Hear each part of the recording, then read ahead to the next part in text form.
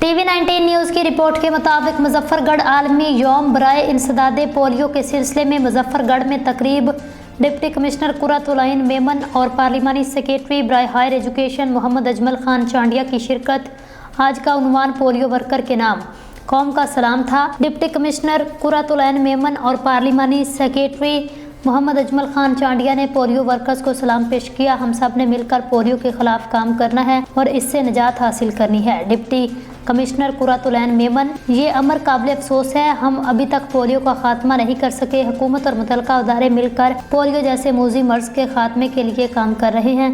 Deputy commissioner, 28 अक्टूबर से शुरू होने वाली इंसदादे पोलियो मुहिम के लिए तमाम तैयारियां मुकम्मल हैं।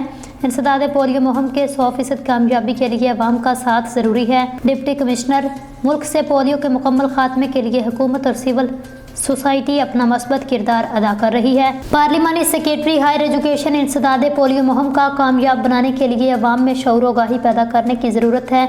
हम पुरज़म हैं पाकिस्तान में जल्द से जल्द पोलियो का जड़ से खात्मा हो। तकरीब में आला कारकर्दगी का मुजाहरा करने वाले पोलियो वर्कर्स में सर्टिफिकेट तकसीम किए गए। मुश्ताक अहमद आसी, यही मैसेज है कि ये एक ऐसी बीमारी है जिससे हमें जल्द अज जल्द निजात हासिल करनी है। और ये अफसोस की बात है कि हम अफ़गानिस्तान के साथ सिर्फ दूसरा मुल्क है दुनिया में जहाँ पोलियो रिपोर्ट होती है।